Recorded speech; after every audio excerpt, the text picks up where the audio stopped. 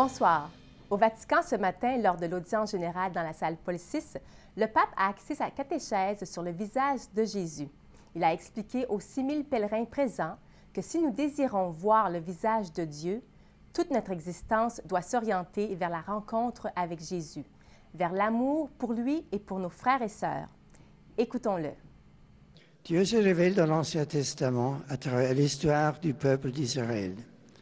Cette promesse se réalise pleinement dans l'incarnation de son Fils. En effet, dans la grotte de Bethléem, il a manifesté son visage en Jésus. S'il est vrai que Dieu ne peut pas être réduit à un objet, à une simple image, il est aussi vrai qu'il a un visage, celui du Christ. Il nous parle, nous écoute et nous voit.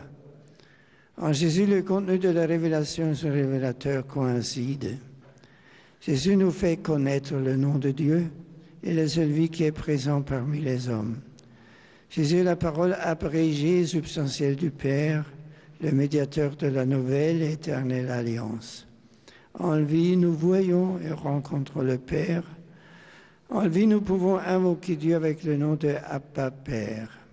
Si nous désirons voir le visage de Dieu, toute notre existence doit s'orienter vers la rencontre avec Jésus, vers l'amour pour lui, pour nos frères et sœurs.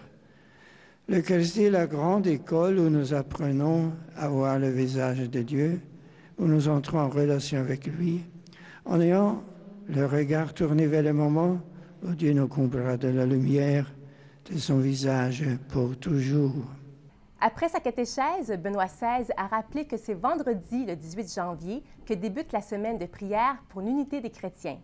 Cette année, le thème est inspiré des paroles du prophète Michée. Qu'est-ce que le Seigneur exige de nous? Un thème qui nous provient des chrétiens de l'Inde. En effet, c'est le mouvement des étudiants chrétiens de l'Inde qui a été invité à préparer le matériel pour l'année 2013.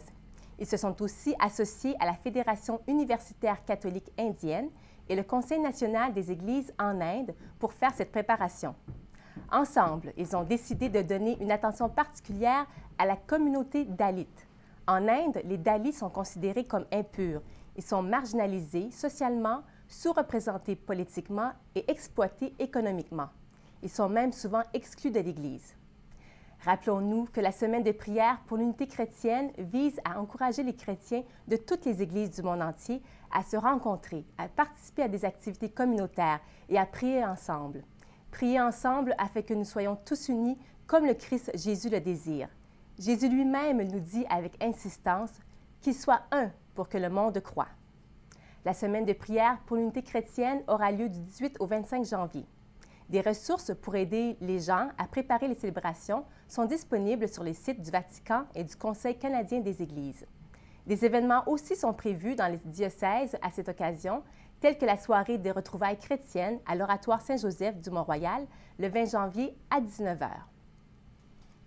Merci d'avoir été avec nous. Bonne fin de soirée.